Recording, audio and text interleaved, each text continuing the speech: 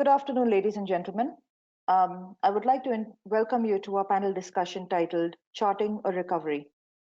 The focus of this discussion is to build on the years of experience of our speakers and discuss options and strategies for companies in India to chart their own recovery.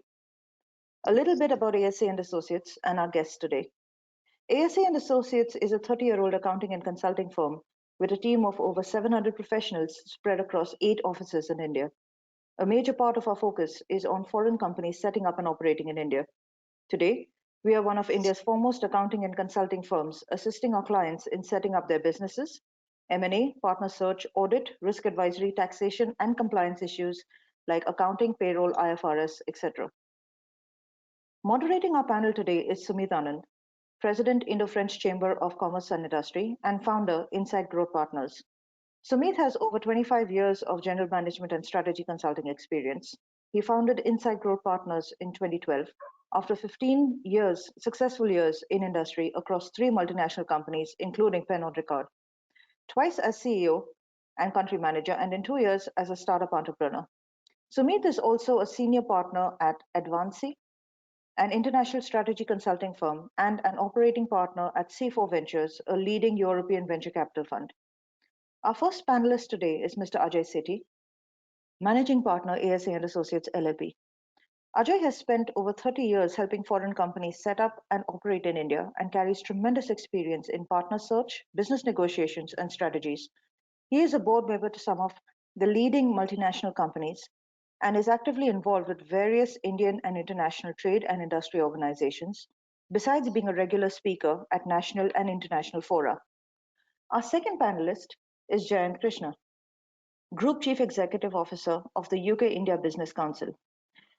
UK-IBC is focused on strengthening UK-India bilateral trade and investment ties through policy advocacy and strategic advisory services, supporting government deliberations. Jayant previously led key initiatives of the Prime Minister's Skill India mission as Chief Executive Officer and Executive Director and Chief Operations Officer of the National Skill Development Corporation. Prior to serving in government, Jayant was with the Tata Group for over 2 decades. Our third panelist is Mr. George Graf, who is the Freudenberg Regional Representative for India and immediate past President, Indo-German Chamber of Commerce. George has over 36 years' experience in Germany and Asia, managing operational businesses and working in diverse corporate functions. He has been a committee member in India since 2016, became Vice President of the Indo-German Chamber of Commerce in September 2018, and President in 2019. In addition to in-depth expertise in finance, accounting, and projects, George's many years in international and Indo-German business has also given him outstanding intercultural skills and deep expertise in doing business in India. Our final panelist today is Matthew Jovilard. He is the MEDEF correspondent in India, managing partner Wedge Consulting, and country head CMCIC. Matthew has been involved in the Indian market entry and specialized investment projects since 1999. He has lived and worked in India for the last 27 years and has wide-reaching market entry experience across agro-food industry, body care products, industrial equipment, alcohol beverages, cattle feed, automotive, sourcing of raw material, and finished products. Before we begin, we have a few instructions for the webinar. Please note that all participants will be in listen-only mode throughout the webinar. If you have any questions or comments, please put them in the questions section in the chat. The discussion will be followed by a Q&A. And finally, a link to the recording of this webinar will be emailed to you tomorrow afternoon. Thank you, and over to you, Sumit. Thank you so much, Kim. Welcome to everybody. Welcome to our guests. Welcome to our outstanding panel. I trust that everybody is well. We are at an interesting point to host this webinar. It's very aptly titled Charting a Recovery. We've come out of a difficult year in business in 2020, but at the same time, a record year in the stock markets. We've come into the year 2021 with a lot of optimism for 2021 and beyond. And yet there's a bit of lack of visibility on various fronts. And if you look at the second or third wave of COVID in the West, maybe in the Gulf now, and also in Japan, we're not really sure where things are going. Yet in India, COVID is in control. There doesn't seem to be a lot to worry about. The serology tests are showing that about 20 to 50% of Indians have the antibodies. Hopefully that protects us as we get into the vaccination mode, and we can start planning for the future. And as per the latest forecast, India is expected to grow and recover on 2020 in the coming year. And therefore, if we have to recover, businesses need to chart a recovery. And what better panel could we ask for today than my fellow panel members who will talk about this and bring their wisdom, their experience to the topic. We've got an outstanding panel because we've got practitioners, we've got advisors, we've got policymakers, we've got representatives, and I'd say most of them have worn most of those hats, and at least more than one hat in their career till now. So I'm sure it'll make for a very interesting and rich discussion. With that, I'm going to kick off the discussion. The format we're going to follow is we're going to go straight into a moderation format where I will lead the discussion with a speaker, and then we'll move from that speaker to another speaker, and then we'll come to a Q&A at the end. So please do share your questions on the webinar so that we can take them up in the end. Okay, everybody good? All the panelists can hear me? All's clear? Excellent, good. Okay, so let me start with you, Ajay, since we are at an ASA webinar, and you're the founder of ASA, and you can give us a large perspective on what's going on. When we were talking the other day, you brought up the notion of how India's equation in the world is changing. And maybe we should start with that macro situation of where is India in the world and how will that impact the recovery. So what is changing and how will this benefit India and companies in India? Thank you, Sumit. It's a pleasure to be with such learned people. I know each one of you and the experience all of you carry, so I'm really going to enjoy this conversation. So let me add my 2 bits to start with. Let me just, Sumit, start by talking about where India sits today. I think 3 or 4 points. I think the fiscal deficit we are talking about, if you were to ask me what is the most serious problem India has, I think the fiscal deficit today. Projected at 6.8 and going from 9.4, either of the numbers are not good. And if you look at the issue, that should FDIs not come to India in the manner which we are hoping to, and should the sale of assets we have thought which will happen not happen, imagine what will be the pressure on the fiscal deficit. So that's problem number 1. Problem number 2 is to do with our spendings. Now we have said that our defense spendings will be same as last year and the year before, but we last year spent unplanned spending was nearly 20,000 crores more than what we had anticipated, and the health bill also. That could add to the troubles should it flare out of control. The FDI, we are not interested in companies already in India which will expand and increase. We are more interested in new FDI, which will also trickle down and slow down a bit. And domestic sales and consumption are low. So these are the 4 factors. If you ask me if I was to not go overboard with issues, I'll just pick up 3 or 4. I think these are serious issues which could increase the fiscal deficit, which is, I think, what the government is doing. And there are clever things they are doing, which we can come to later as we converse. Based on this, if you were to look at the regulatory changes happening in the world and how India is trying to take advantage or how is it positioning itself, one issue is nationalization. I think globalization is waning out of favor with the Western world specifically, and the nationalization is coming in. In a way, it helps India to also better project itself when it does protective attitude towards its MSME. And I think being a little protective towards your MSME is no more bad. I think the Western world is also talking about it. So that is one thing which is happening, which is a change. China's aggressive policies, without getting into a political debate, but China's aggressive policies have made people think, should we, in the bigger picture, start looking at some essential items which will not be produced in a single country. Forget China, something which is being produced, let's say in India also, people might think essential items should have a base in the home country. What will effectively do is cause China to become a factory of the world. It will not have a single ownership to it. While I can say that India would like to stake its claim, but I think equally Indonesia and other countries will stake a claim. So I think that is another change which is coming through as number 2. Number 3, an important one, the middle class. You know, this was a Bloomberg study and I looked at it with interest and I used it in some of my talks earlier. The middle class is clearly moving across to the Asia side, not just India, but of course China is the leader on it, but India is a close second now. And with middle class comes middle class spending. And that is increasing at a phenomenal pace. We're talking 56% spending on PPP, purchasing power parity, moving across towards Asia. And the order is changing. If you look at 2010 order, it was US, China, and Japan. And by 2030 is projected to be China, India, and US. So you see the spending patterns are going to change. And this has a great bearing on the demand supply issues. And last issue I like to pick up, because I can go on endlessly, but I just try to pick up 2 or 3 of them. I think also the way the world is looking at policy changes. Earlier, whatever the Western world would do, Asia would kind of dictate. Let's say tax policies for the matter, company law policy. But tax policies, the world would, let's say, transfer pricing, permanent establishment issue, BEPS, POEM, all these wonderful words, jargons we accountants tend to use. But these are all creations coming in from the Western world and then getting embedded out here. Now, as the Googles of the world and the Facebooks of the world have expanded their footprints on everywhere, everybody wants a piece of that pie. Earlier, we were very subdued. But if you look at the digital tax which India has imposed, it's the first country in the world to impose. While many countries have been talking about it, we are the first country to impose.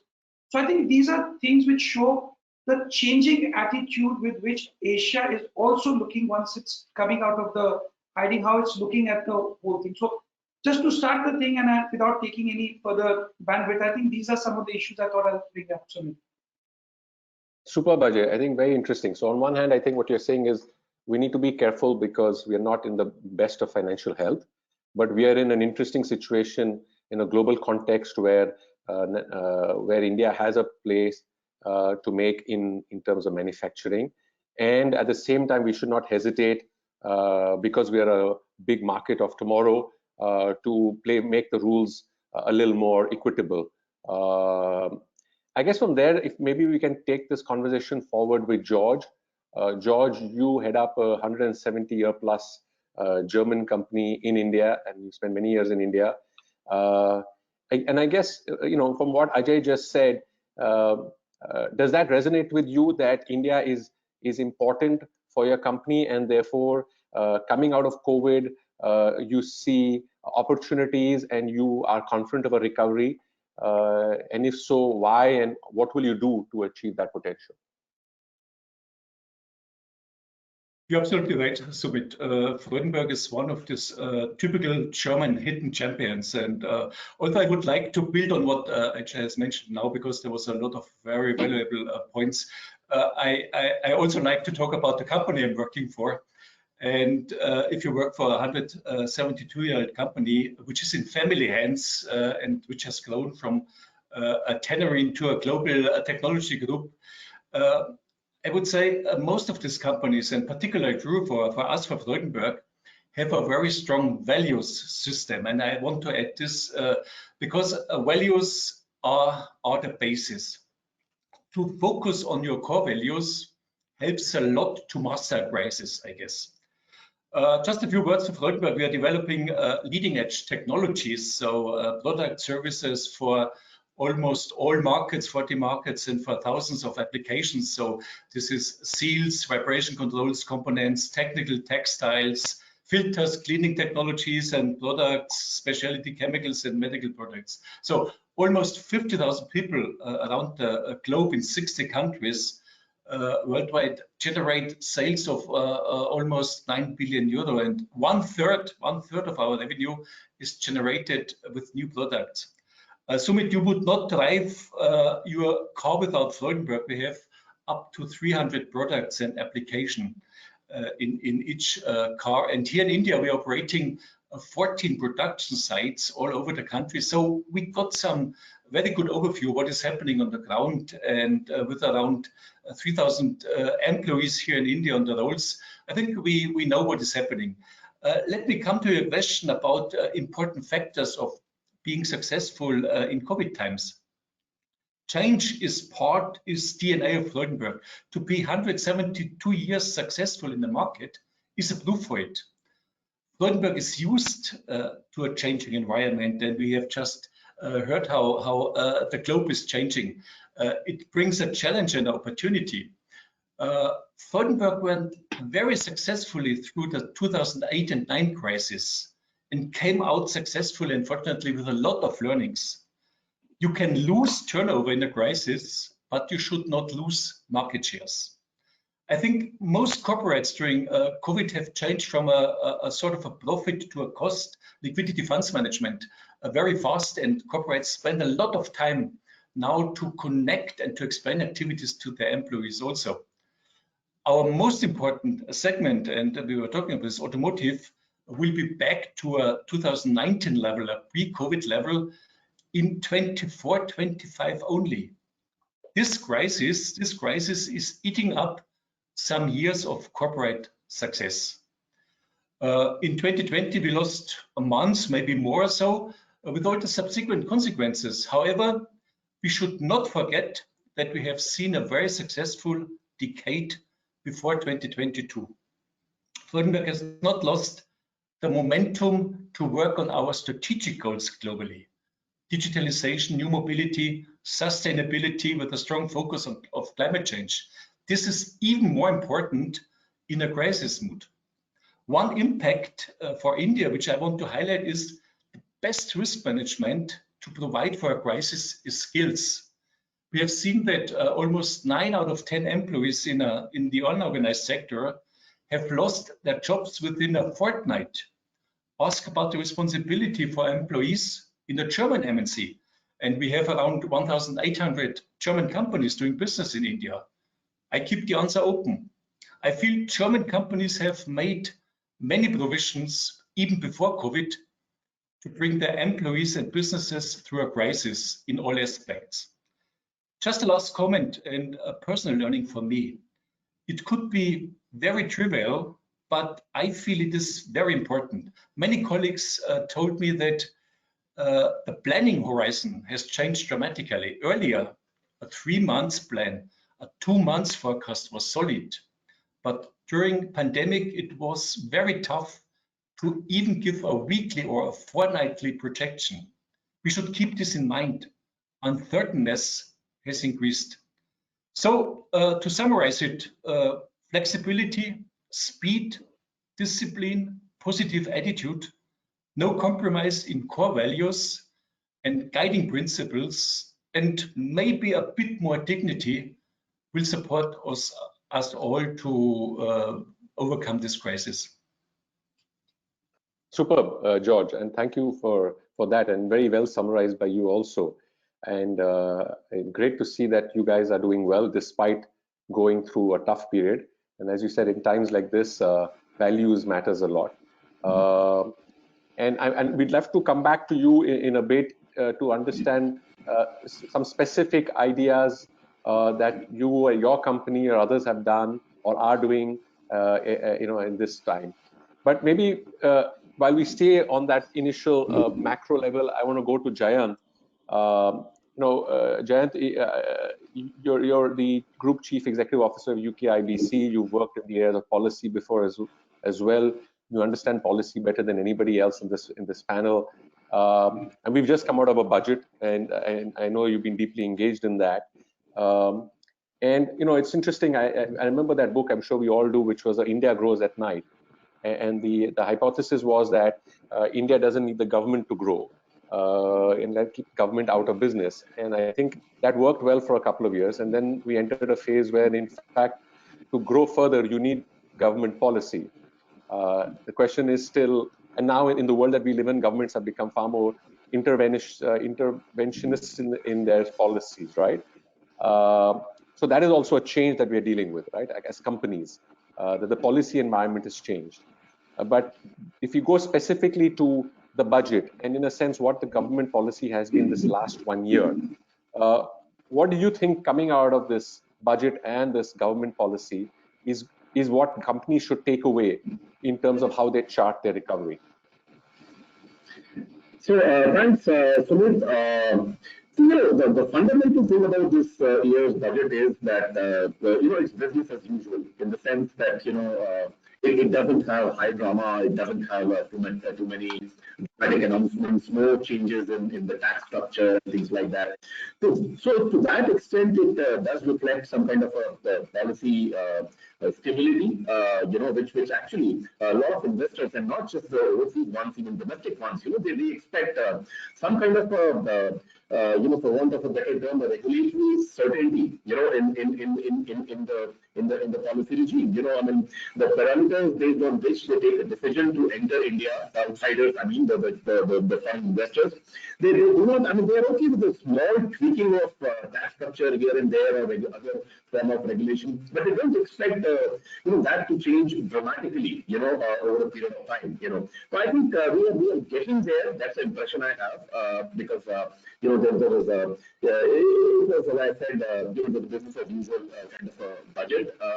UKIBC had submitted a memorandum to the finance minister with a lot of which reflected a collective ask of various sectors, that we work for. And a few of them have been addressed, some of them have not been addressed. One which I'm very, very happy to share is the FDI in the insurance sector has been enhanced from 49% to 74%, which is very, very encouraging. And India would expect a lot of insurance companies all over the world, not just UK, could leverage this opportunity. And even companies who have been in India with an Indian company as a majority stakeholder, could also look at a further expansion and change in the equity holding pattern, So that's encouraging. If you look at, this entire talk about Atmanirbhar Bharat and things like that, and the Prime Minister's resolve, which he has expressed time and again, that India should become some kind of a manufacturing hub, perhaps, the next workshop of the world. So I think, to incentivize manufacturing, the PLI allocation, for 5 years is of the order of 1.97 lakh crores, which is a substantive sum. And as we have seen in the recent past, a lot of mobile brands are getting manufactured in India now, not just for the local requirements, but for export to major countries all across, and especially in that part of the world that we live in. So I think that is something good. Companies, huge opportunity for companies. Infra sector spend also is of an order of 5.54 lakh crore. And infrastructure is the good thing about infrastructure for a country like India is, I mean, the crisis of jobs all across, not just in our country but all over the world. And infrastructure is and manufacturing investments, while they're good for the economy, but they're not as good from a jobs perspective, because all the state-of-the-art manufacturing investments which come today, they are capital intensive, they're technology intensive, they have a huge high degree of automation, and the employment generation is not as much, whereas the infrastructure still remains largely a manpower play, and it creates lots of jobs. So I think such a, in terms of percentage also, it's a very, very significant increase in the infrastructure sector spend, and that would be, there are a lot of opportunities that corporates could look at, those who operate in that area. If you look at healthcare, COVID has exposed, the inadequacy of healthcare, not only just in India, but practically in all major countries also.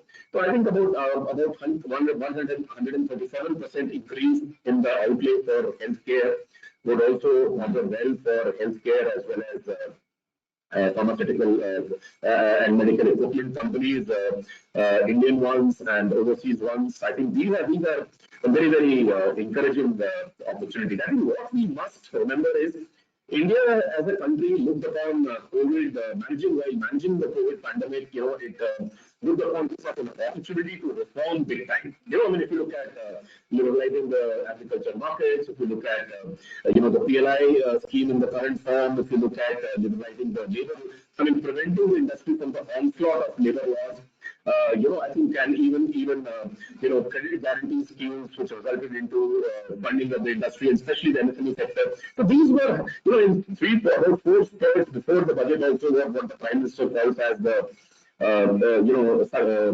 or 4 mini budgets followed by this budget. So I think if you look at the entire spectrum, there have been lots of reforms, and going forward also there will be lots of reforms. The only disappointment has been that on the customs duty front, I think the rationalization exercise is still not over.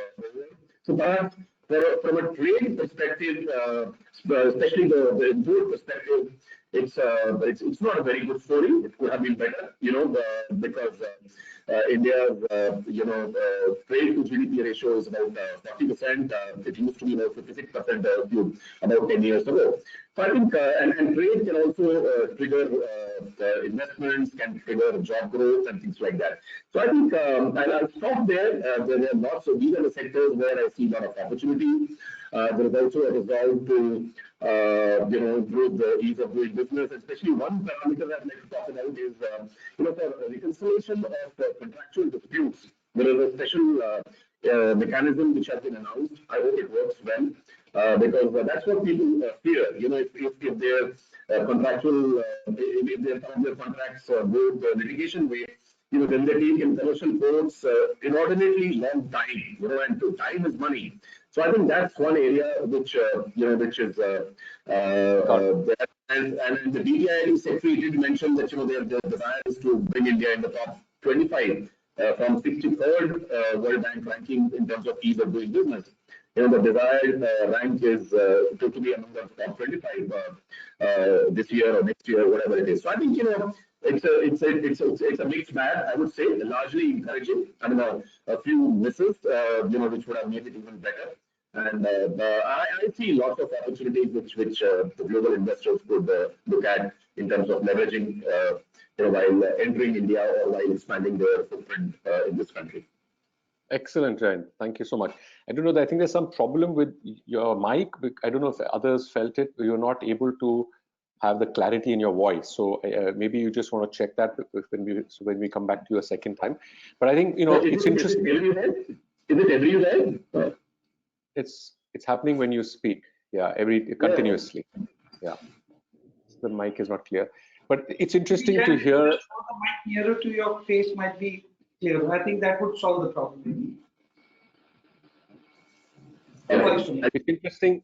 It's interesting that when to hear somebody like you say, and rightly so, business as usual means stability and reforms in the new India, right? Which, let's be clear, was not always the case. Business as usual would sometimes mean inertia or confusion. So I think, like you said at the end, largely good in terms of what the government is trying to do in terms of the policy environment they're trying to create. Some misses as always. I think the ease of doing business is an important one. I mean, as the president of the Indo-French Chamber, I should also say that, just having a good rank in 2 cities of India, honestly, in a country the size of India, a federal country, is not really the right indicator. It should be across 20 cities of India, and 10 states of India. So I think still a lot of work to be done. But I think it should inspire business, Indian business and foreign business, to continue to invest in India, given the factors that you pointed out in terms of infra and manufacturing. And with that, I want to come to my friend Matthew Jouvillard. Matthew, thank you for being with us today. And maybe we can take it down to some specifics on the reforms that I know that you've done some thought on and spoken to also colleagues in the industry. In your view, what would you want to tell us why you feel there are certain reforms that are going to help the recovery and the growth story of India, and which ones are those? Yeah, thanks, Sumit. Indeed, I've been also in preparation for this, speaking also with a few friends in different industries. Mainly dealing with aerospace, aeronautics, and also utilities, mostly water, who's sorry, also concerned by this budget. There's an interesting reform that has come up in the last budget, which is the Jal Jeevan Mission, which clearly opens some opportunities for French utilities such as Veolia, that is very present in the field of water treatment and distribution. Now in India, there's 7% of the population, 9.1 crore people who are without basic water supply. It's huge. There's been a 14 percentage point jump in basic access to water supply over the last 17 years, but you still have 60 crore Indians who face high to extreme water stress. That's absolutely huge. Now there's a budget of more than 50,000 crore that was announced, which is 4.5 times what it was last year, with the purpose to connect every household with tap water by 2024. clear political landmark. Now, it also aims to augment local water sources, recharging the existing ones, and also developing water harvesting and desalination. Now, when I discussed with people from industries, there was also some worries about the implementation of such reforms, because first, it's very ambitious. So the question is there, will this budget be enough for this kind of, for such ambitious plans? It's not negligible, but also the target is is pretty huge. Also, how is it going to be financed? Because 2024 is quite an early target. So models like BOT are not going to be really feasible in such short time spans. So will government budgets be enough? Are they going to seek the help of bilateral institutions, which also can take time? You know, there are some decision cycles that are quite long there. And also, are compromises going to be made on the quality of the project? Because sometimes when you're a little bit too much in a hurry, you tend to cut corners a little bit. People want to achieve the targets, and that for large multinational companies who have certain constraints in the way they do business can be also a problem. But if a program like this is implemented, maybe not even fully, but at least with sufficient means and with a view to build quality infrastructures, it definitely has the potential to make India a priority destination for companies such as Veolia. So in these difficult conditions, they are really, I think, the dynamism of India in developing its infrastructures is really one of the factors that can help companies deal with this crisis. On the field of aeronautics, before 2020, there was a big obstacle on the MRO side that made it apparently uncompetitive for companies to operate in India. And whenever possible, aircraft should be maintained abroad, where the costs of maintenance were actually lower. But that has changed last year. Apparently, I don't know the details, but there were some points of these that were also reinforced in the last budget. So that's also an avenue of diversification for companies of the aeronautics sector that seems to be quite promising, and that will also lead these companies to develop the skills locally, because it seems to be still quite difficult for MRO companies to find skilled people, at least in sufficient quantities. For running their operations. So it means that they will also have to develop training or they will also have to invest locally. So I think that it will have a positive impact on the local economies. I just want to say a word on airlines also, because we have a national flag carrier that's also very active in India, and for whom India is a very important destination. Of course, airlines were among the hardest hit by the COVID crisis. We expect to get back to a 2019 traffic level by not before 2024 internationally, but also maybe domestically. And I was happy to discover that Air France was one of the most reactive companies. From one day to the other, traffic came to a halt, but Air France initially deployed through a tripartite dialogue with the French embassy and the Indian government a very, very strong effort to repatriate foreign people stranded in India, which was beneficial to the public that could get out of a difficult situation. But also as a result, Air France managed to maintain minimum number of flights. And in such a difficult situation where literally everybody's business was stopped, they, much more than other companies, managed to keep a certain volume of traffic through repatriation flights.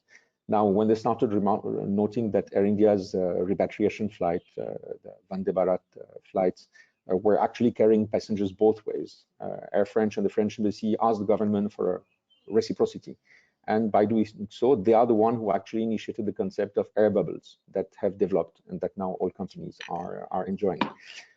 And Air France actually started as a result, opening the very first bubble flight out of India, one full month before any other foreign companies managed to do it. So they were really proactive in engaging with the Indian government, in trying to find solutions for people in difficult situations. And as a result, they also gained some kind of operational advantage. However, the Indian government was also reactive too, because they were also quite proactive in protecting Air India's positions. there was a clear effort from their government to protect Air India, and they made sure through air bubble quotas and destination restrictions that foreign companies didn't encroach on Air India's markets. As a result, Air India's market share went from 25% pre-COVID to 50% in the bubble system. So they also sort of took advantage of it, but I guess it's fair game, and everybody is today doing their best within that system. But I was quite happy to see how reactive Air France had been, and how they managed to at the same time fulfill their public service mission and ensure their survival in a very challenging context, and that too better than most international airlines. Very interesting, Matthew. Thank you. I think, in giving us these concrete examples, I think you brought some color to the conversation now. And thank you very much for doing that. As always, you're practical. I would advise everybody to read Matthew's book on negotiation. It's a fabulous book. Thank you very much. And I'm going to take that for a second. So reactivity with Air France, very important, but engagement with the government, very interesting. On the MRO side, because I know the story a little, again, it could have got stuck, but the company persisted, and there was a fiscal barrier. The government responded, and the MRO project came to life, or should come to life. And I guess the big question now is on water, right? There is a need, there is an ambition by the government. There's obviously an interest by the companies, but will this come to life? And I think that is the million-dollar question. And maybe from there, if I can take it back to Ajay for a second, one of the big things that was announced in this budget was the Development Finance Institution. And for many of us who have known, one of the biggest challenges in growth in India, infrastructure growth, has been that we've not had the funding available for long-term projects such as infrastructure. I personally think it's a game changer, and I think, as Matthew said, the question is still about how, whether it is DFI or other such modes of financing, how much time will it take? What's your own view? Do you think the regulatory changes that are being proposed, for example, in financing of infrastructure, and maybe with, I don't know if you have a view on particularly on the DFI that they're planning, is this going to support further investment by industry, Indian and foreign, in the recovery in India? Yeah, so Sumit, just to before I comment on that, and I won't take more than 2 minutes on total. If you just look back, I mean, when these kind of crises and situations happen, and you can go back 200 years also, you will see that the more the government reacts or overreacts, that's when the problems really start building up. Because the crisis is already there, and overreaction or an underreaction both become a problem. So the thing is that what you do practically and pragmatically is the approach. And I think this budget gives me that satisfaction that the approach has been pragmatic. So if you look at it, it's a famous Keynes theory at work right now. You increase expenditure and you put money into infrastructure. So that, I mean, I'm just giving the basis of your thing. And then the government has added a little taste to it. They've said, let's sell off the PSUs. I mean, personally speaking, the PSUs should have been sold many, many years back. But anyway, at least it's a discussion, and it's a stress point, so there's no choice really left out there. Then they're talking something very interesting. For the first time, I've heard somebody talk about asset monetization. Now, in the Western world, I mean, if I go to Germany or France, and I even travel to smaller towns, this concept of large railway stations is all over. It's just a little platform, and that's about it. So the Indian government, even in the time of crisis, is talking about these assets, not just land. They're talking about actual assets, railway stations, airports, and everybody to monetize. I think that's a clever thinking process. It shows where money could come in. And of course, LIC IPO. So with these in perspective, whether, and before I touch the regulatory ones, is it a good move to do these things? And we can come to the question later on whether it is possible or not. It's another whole area of debate by itself. But to this issue, I think it's a fantastic good move.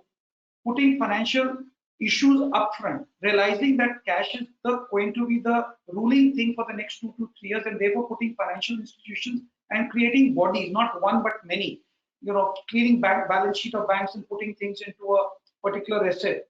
These kind of moves are good. There are debates around this, but I'll just stick to your question. I think these are good moves. And therefore, coming to the regulatory aspect, I think the government's intention to make regulatory changes, one should not just view this budget. I think if I go back 1 or 2 years, You look at the production-linked incentives. And it's not, India has not done it the first. I mean, it's happened in Southeast Asia. I think Malaysia or Indonesia did it first. But at least we are talking and listening. It's a good sign. And it's attracting investments, because I know many Taiwanese companies in electronic area which have looked into this very aggressively. And then you look at things like labor laws. The labor laws, 29 laws, and none of the laws is talking to each other. So you may be compliant for, let's say, a definition of worker in the one law, and another law you're non-compliant. So this was a big mess, and I can give more examples on this. So I like the labor codes. I think they're towards resolving dispute. Lower tax rates for companies which set up before March 2023. I think that's a great step, 15% corporate. And I know companies which are aggressively planning to set up now just to take advantage of this one. Again, if you move forward from here, decriminalizing company law. Now, this was a horrible thing. I don't know who even thought about it, that if you do something which is not willful neglect and it's not fraud, you're going to send them to jail. I think this was wrongly conceived, and it has been done away with. So again, this is a very forward-thinking, ease of doing step. So I think at least the government is hearing faceless assessments. I know it's I can get into a debate about this, what can work and what cannot work. But if I look at the intent of the whole thing, it is to stop the corruption part of the whole thing. You can't take that away. The intent is very clear that we are listening, and so I think overall, with insurance sector, defense being opened up, customs duty, while Jen mentioned one part, in customs duty also, if you look at it, they have said one very smooth, a couple of things. Sunset clause for exemptions for 2 years. Then they've talked about everything will be done electronic, there'll be electronic portal. So you see the long-term view is coming through. So I think the government intention to make regulatory changes for the purpose of enhancing business, these can be read through all the changes which are spoken, and of course the list can go on longer. So Sumit, just to answer your question, I think fair direction. I think Ajay, this is great, and I'm so glad we've got into specifics of what are the enabling factors for recovery. With Matthew listing out how specific companies are reacting, you're listing out how the government is, in precisely trying to support a recovery. Some of it is well-intentioned and may not happen, but there's a lot of it happening, and so we can be optimistic. And I think if we can stay with that, and I see we've got maybe a few minutes left on the original part of the discussion, and then we'll go into Q&A. The Q&A, we're seeing some questions come in. They're also quite specific. So we can stay on that specificity, George, now in terms, and maybe you can share, some precise ideas in terms of how you think businesses are reacting to recovery, right? What are the 3 things that come to your mind that businesses need to do if they've not already done it till now to recover in 2021? And what are your top 3 priorities in 2021? Absolutely. Before I come to what is in my mind is the attempt of Mathieu to promote Air France. There is an airline who is more Indian than you think. And I would propose to all participants today, remember Mathieu, believe him, and if you fly next time Europe, buy a Lufthansa ticket. You will have a very comfortable, safe travel, onwards travel. So there is more in the market than we just. George, we have to stay united. We have to stay united for Europe. I don't know, but Jayant has decided to leave the party. Not if it comes to air bubble. I think we have to be balanced. And so this was my first priority. But your question, Sumit, I think we are all confused. We are all confused. We are almost. I mean, to keep this airport topic up, we are almost in a waiting room in the passenger lounge. We are waiting for the next shocking news, the next hotspots, the next mutations. We are waiting for our COVID tests. Lufthansa has a wonderful COVID test in Frankfurt, and I stopped with Lufthansa now. We are waiting for customers. We are waiting for funds touching our bank account. We were waiting for the union budget. We are waiting for better times. We are waiting for the old normal to be back. And all of you guys, I mean, a chair of a webinar, as well as businessmen, as well as consultants, we are confused. What is really happening? I think we have been too much and too long into a crisis mood. We have looked into P&L, we have looked into details, we have increased speed, and we have done what is possible. So whenever we could save, we have saved money. Whenever we could create funds or cash we have created immediately. But we have to understand this is over. This is over. Most of the activities we have seen in the crisis is just a one-time activity only. You can't repeat it next year. We have to start traveling again. We have to occur travel expenses. Subsidies will not come anymore. Remember Germany. German companies got a big relief in getting the benefits for these short-time work agreements, Kurzarbeit, for example. However, for example, pay cuts or to send employees on leave will not happen anymore. What is concrete? I think German companies in particular, as business models are very specific and complex at the same time, remember their long-term orientation and their success factors. German companies are long-term oriented. They have excellent technologies. They support diverse industries. They bring up countless innovations. They live the corporate values in practice. And we live a joint responsibility for our two countries, for India and for Germany. And I want to promote a little bit this idea in India. India is very attractive for German companies. India is a pool of opportunities.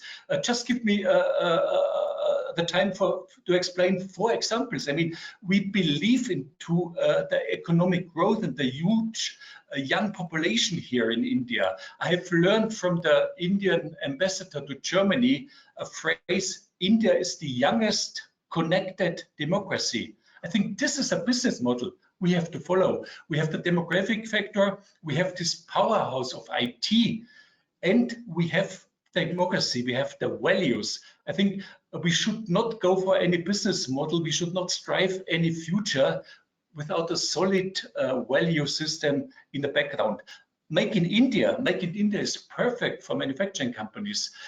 We will be a factory as many factories here in Asia, and this will bring new products, foreign products to India. This is a business model. R&D, innovation, this was also covered in the union budget.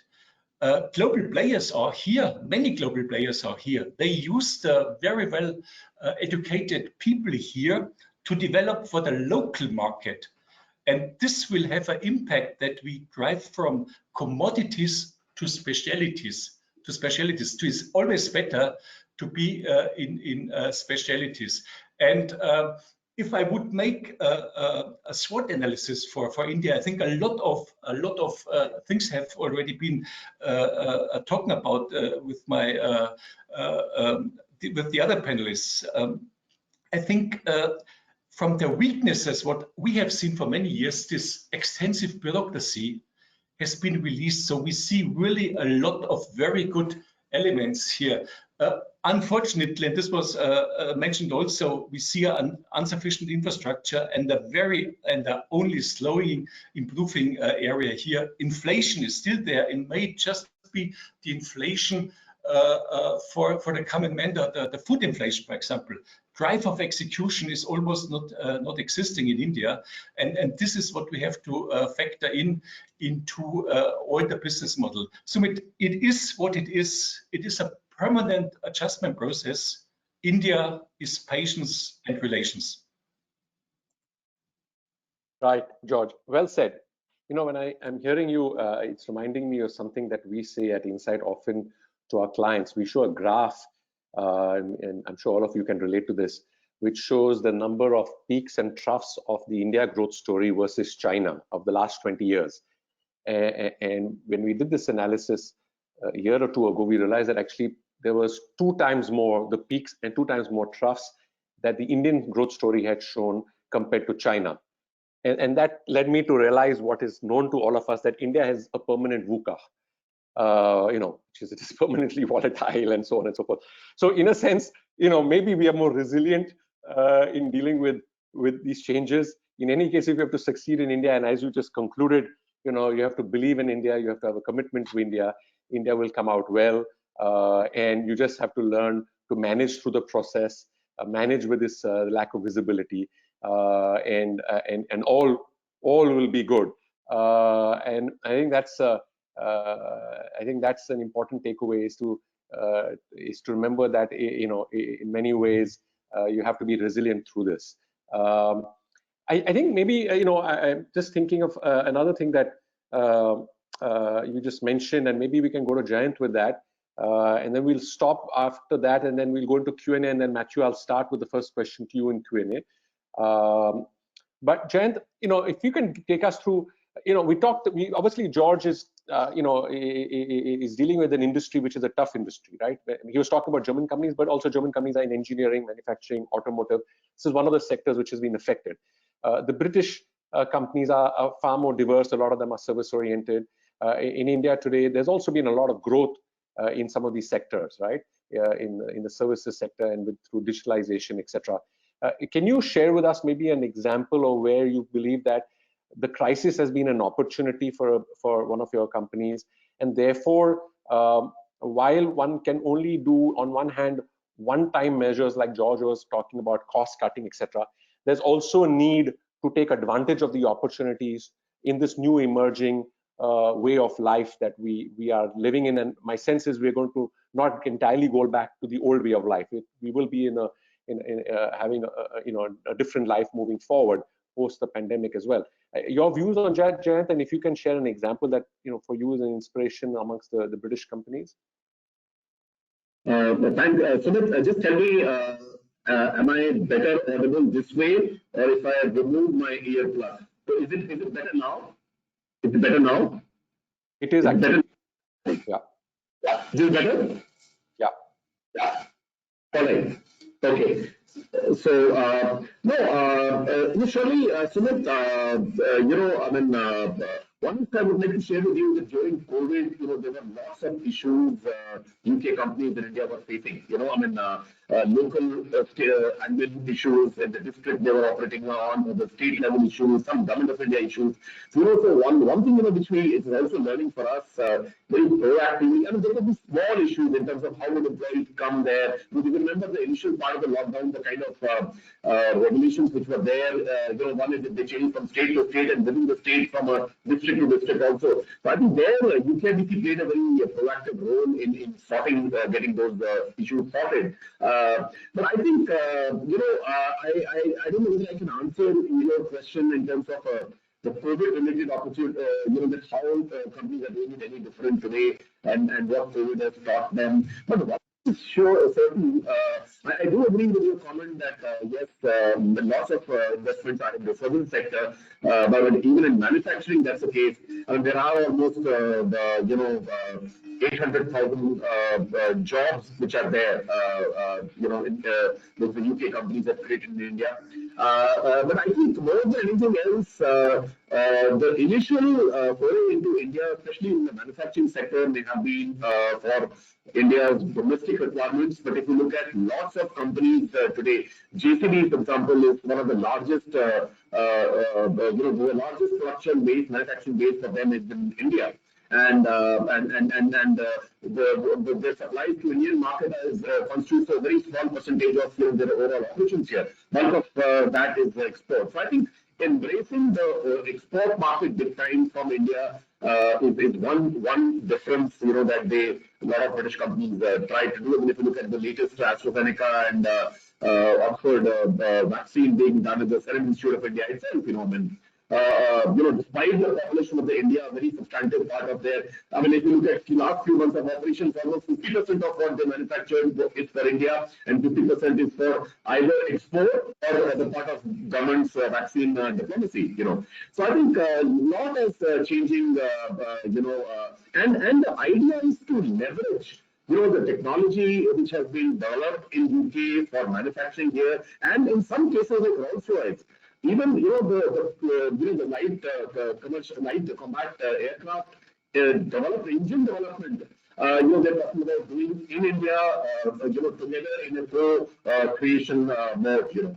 So I think one thing which is very clear is that how do they Perkins, if you look at the Perkins, then almost 70 to 80% manufactured that they do is for overseas markets. So I would say two things, which the business model has evolved. I'm not saying it has evolved only during COVID period; it has evolved over the last decade or perhaps more.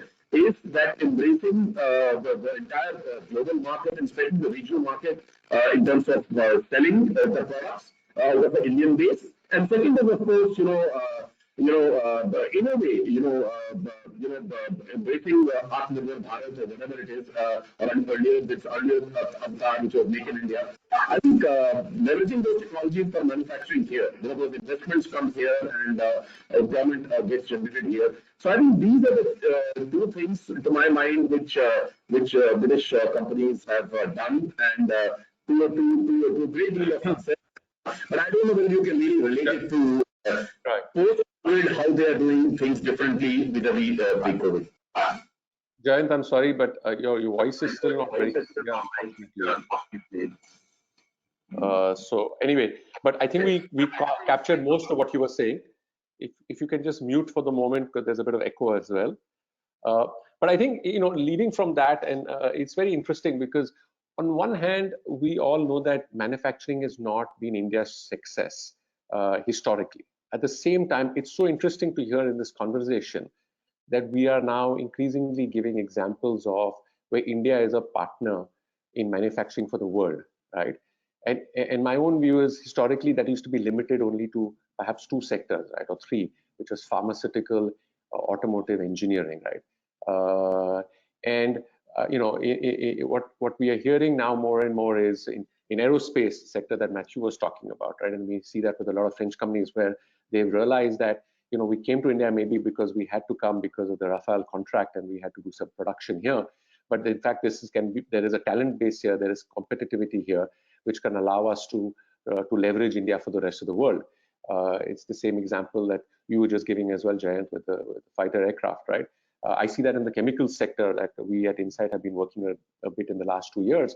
And if you look at the IPOs that happened in the stock market this year, which is subscribed like 88 times, 164 times, is because India is now clearly emerging as a chemicals hub, as China is losing at share for the rest of the world, because India is depended upon as a country which has good manufacturers who respect patents and with whom they can do business, and they are not necessarily going to to blatantly copy you and stuff like that.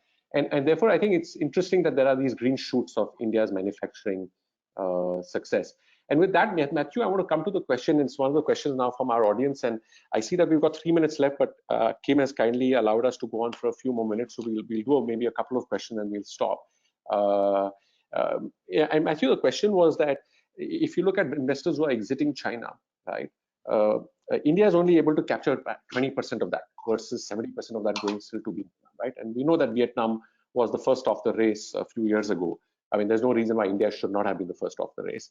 But what do you think India needs to do more, knowing that there is potential, knowing there is proof of concept that has always been there, and to capture that share?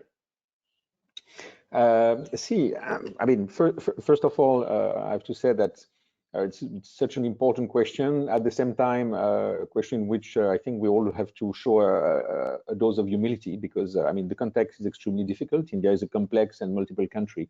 And in this very difficult context, whatever the government has done over the years has actually managed to bear quite a bit of results. So I don't want to be sort of giving lessons here, because I have definitely no lessons to give. We can see that it's true, as you say, that we've not managed to in India to get a huge share of this investment that has moved away from China. However, if you look at the beginning of 2020, there were some foreign direct investment in India that were absolutely huge. I think Google invested something like $10 billion, Facebook something in the same range. We had some high-tech investments that were absolutely unprecedented, which also goes a long way to show that companies like these who do their homework can see that India is a market on which you can bank on the long term. And that is actually something that I think is huge, and that should be more talked about, because very often people have a feeling of uncertainty when it comes to India, of unpredictability. And when it comes to foreign direct investment, I think that this is really the key. It's transparency and predictability. People should feel that if they invest and that there is a set of rules, that if they respect those rules and they work well, that they are going to get results. And as far as India is concerned, I think the main problem is that whether they're right or wrong is not the question, but many people still have the feeling that there is a dose of unpredictability. And I think that if there is something that needs to be worked on, because the ease of doing business has tremendously improved, transparency has increased, e-governance has gone a long way into really changing things deeply in India. But if you look like something, for example, that was passed by I think it was the Manmohan Singh government, what they did for Vodafone with this retroactive law on taxation after losing in the Supreme Court, which really showed an attitude, which was a bad attitude towards foreign direct investment. Instead of showing Vodafone as an example of success, saying, look how much money they made, you come and also make money, said, oh, they made too much money, we want to take some of it.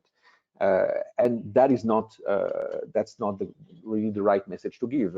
I think that the Modi team had sort of said that they would come back on that. If they came to power and they didn't touch it. I can't really understand why. But this is the kind of thing that is symbolic, you know, because it doesn't touch many people.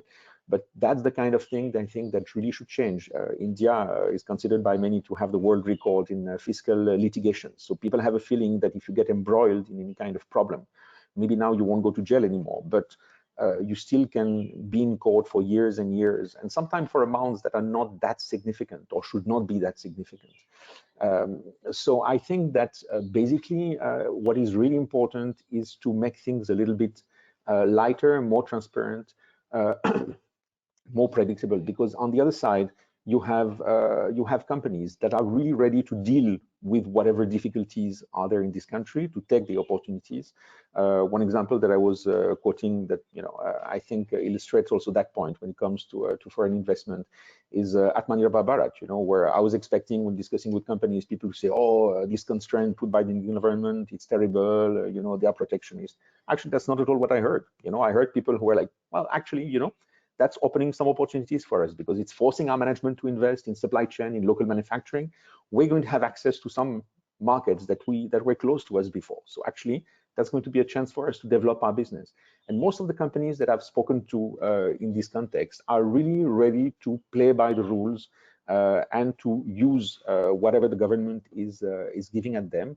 But it's important on the other side to feel that there is a friendly administration and not an administration that's waiting at the corner for you to do a mistake and then bounce on you and make you lose all the money that you've earned and invested in the previous years. That's for the government. And just one last quick word for the private companies. I think there are some outstanding companies in India, some people with whom you can make fantastic business. To bounce on what you said, France has not waited also for the Rafale to do the defense business. I was posting in India in 1994 by Thales here, and they were already doing tremendous business here. So there are some markets to be open really at every level, but sometimes some, not all of course, but some parts, I'd say, of the business ecosystem in India tend to be a little bit playing on the short term, and sometimes feel like just taking the money and not, let's say, investing in their own bank account instead of investing in the relationship. And I think that this is something that really needs to be developed in terms, maybe in the business schools, or I don't know at what level, but there has to be a change in the business culture in India also, where people have to feel that sometime, even if it has a cost, and it usually has, you have some time to let go of the money and invest in the relationship, see a little bit on the long term, because that is not only going to benefit you, it will benefit the whole ecosystem, and that is very important for improving India's business reputation, because people are a little bit scared to make business here. Interesting, Matthew. Thank you so much for that. Please. Yes, it's open house. I just agree on this. We talk about corporates and whatever, but to be honest, corporate and crisis, I'm more concerned about our society, our core values, freedom, democracy, and so on. So I think there is an enormous potential in people who want to misuse the current crisis, and we have to be very careful.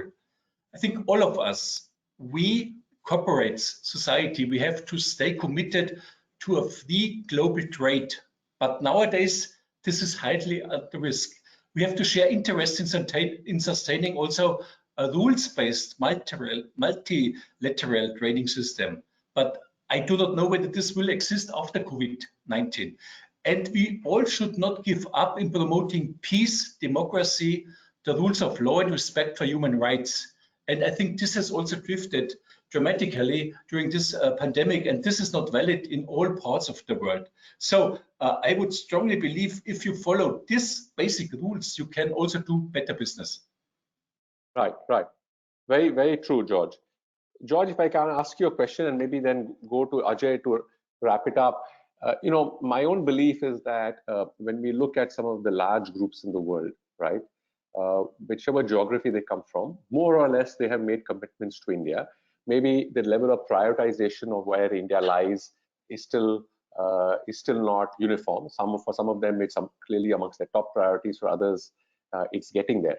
But when you go deeper in the international corporate world, right, and there's a question around cross-border collaboration. The famous Mittelstand of Germany is a great example, but we've got the same, I'm sure, with British companies and French companies. What you realize is that at the SME level, right, there's a lot more potential, right? But the SMEs are not able to hack India easily, because even the ease of doing business, even though it's got better, that's good for large companies, right? But there's still a lot of challenges for them. But still, to stay on the positive side, because we want to end this webinar on the positive side, what for you, and I'm going to ask the question actually, which is here, is that how could medium-sized companies continue to collaborate cross-border in this still COVID times, so as to engage with the India opportunity? So any practical ideas around how you see German companies doing that, right?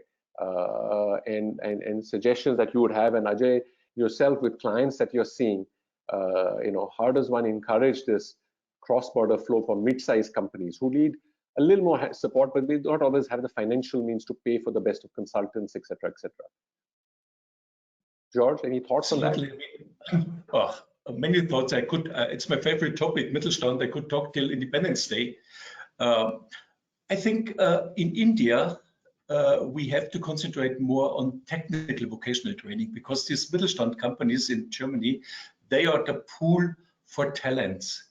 They train technical vocational trained people, and as you know, these people were the backbone of the German Wirtschaftswunder, of the economic miracle after the World War II, and I think this fits very well to India. There's a lot of limitations. A Bosch, a Freudenberg, a Siemens doesn't need any support to go cross-border, but a single entrepreneur who doesn't talk the language, who has never traveled India, who doesn't understand the culture, needs all the hand-holding. I think we have a mania in just to bring students and academia to Europe. We should concentrate more on this field of technical vocational training, and we will see that India, Germany will have a natural fit.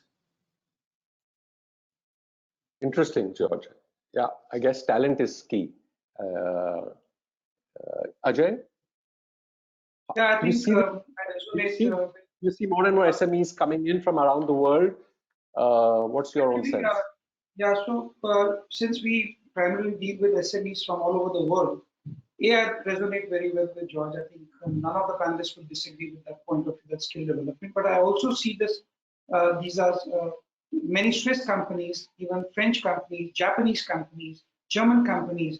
They have come out with programs, specifically the large one, to train and certify skilled workers. So they are actually building up a skill base systematically. And I see this is picking up. This will help India from that point of view. The SME interest from the world over, we have seen during even the COVID, I think I was surprised to see the number of transactions we as consultants did and the larger companies did. I think the transactions went up. I thought, how would transactions happen on the VC base? But it actually moved up. And I think the next wave, because those who have lost 1 year in this COVID scenario, and there's another 1 year lag, I think instead of waiting and doing greenfield, many would go in for acquisition transactions or tying up in joint ventures. The amount of requests I have for for joint ventures, forget the M&A piece, the amount of requests I'm getting for finding joint venture partners, not just alone for technology, from companies from outside and Indian companies Because everybody wants to accelerate now. Because if you want to get into electrical vehicle, you don't want to wait 3 years to get into it now. So the game is changing, and I think this will be a very interesting sphere to watch out for. And if I was to say, I think the world over, I think the game is no more India as an experimental base. Everybody is looking at India as a clear entry point now with a long-term plan, not as an experiment into 3 to 5 years. So personally, the last thing I would like to say, Sumit, on this one is that I think if you're looking at India and if India is your game plan, if in next 1 or 2 years you decide your India game plan, not enact it, but if you decide your game plan, in the long run will benefit. Because right now, India is a fluctuating market, there's a risk involved, and therefore the SOPs are higher, both from the private sector and from the government. So if you act fast, your rewards will be much higher as you go along. So the speed at which you react will be the opportunity. Superb. Ajay, I think that's a great note to conclude this on. We are 10 minutes beyond our time. I think we've had, most people have held on to the webinar till now, and that's really nice of our guests. Thank you very much. I'm going to thank our outstanding panel here, starting with Matthew Juvilar. Thank you, Matthew, for being here. George, Graf, Jayant, Krishna, Ajay. It's been an honor for me to moderate this. I think we, as always here, are committed to India and believe in the India story. And I'm quite sure that we will recover and go from strength to strength. And so with that positive note, stay safe, everybody. Get your vaccination as soon as you can, as I keep saying. And hope to see you all soon. Thank you, everybody. Thank you, everyone. And on behalf of ASA, my deepest thanks and appreciation to our excellent Chair Sumit and our stellar panelists, Ajay, Jayant, George, and Matthew.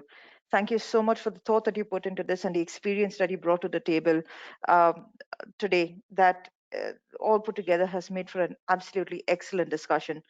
To all the audience, thank you for joining us. Thank you for staying on. We're going to be sending a summary of the points discussed along with the recording of this session by Monday. So looking forward to hearing your feedback on that too. Thank you so much and good evening, everyone.